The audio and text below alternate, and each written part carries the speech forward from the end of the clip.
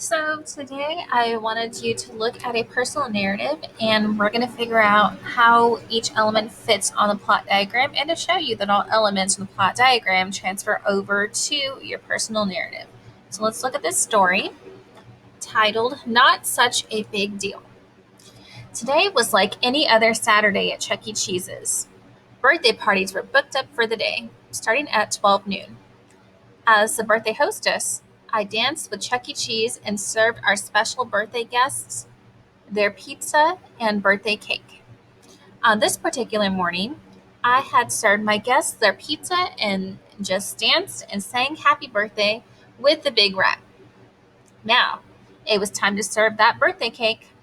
I had cut 24 squares of moist chocolate cake with confetti sprinkled whipped cream icing. I was ready to go. As I walked back to the kitchen, I went into the freezer to get the cake. I placed them all on the wide brown tray and set them on the iron serving table. Am I forgetting anything? I thought to myself as I heard the birthday song still playing. Oh, I need some spoons and forks. I grabbed some spoons and forks. Now I'm all set. I picked up my tray of cake and was about to proceed to the doors when something stopped me dead in my tracks. The door flew open, and there stood this new cute guy.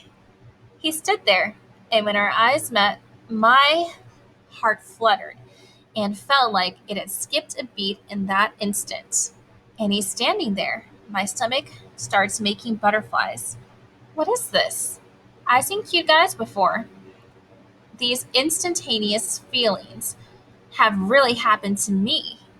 Teresa, get a grip on yourself before you embarrass yourself in front of him and everyone else. My brain told my body. With my eyes fixed on him, my fingers betrayed me and let the whole tray of neatly cut squares of birthday cake fall to the ground with a loud crash. Oh no! What just happened? My mind cried out in silence. I looked down at the big mess and hoped that he was no longer standing there. I never looked up to see. If my skin tone was a little lighter, my face would have been flushed and bloodshot bright red. Even though I had helped in cleaning up the mess and cutting more cake, I could feel the looks, the stares, the smirks, and all the smiles from my friends and coworkers. These feelings that just showed up all of a sudden were not so secret now, and I just wanted to crawl under a rug and disappear. I was so embarrassed. For the rest of the day, I tried to stay out of his sight, so I stayed in the back pretending to help with making pizzas and sandwiches. As long as I was putting an Italian club in the window, the most perfect hands for a guy were on the iron table ready to pick up some orders. It was him when he looked at me. I could tell he tried to ease my embarrassment. He smiled and said, "Hi, I'm Michael." He had the most gorgeous eyes I'd ever seen. His eyelashes were thick and curled up like camel's eyelashes. As the butterflies returned to my stomach, I smiled back and said, "I'm Teresa. It's nice to meet you."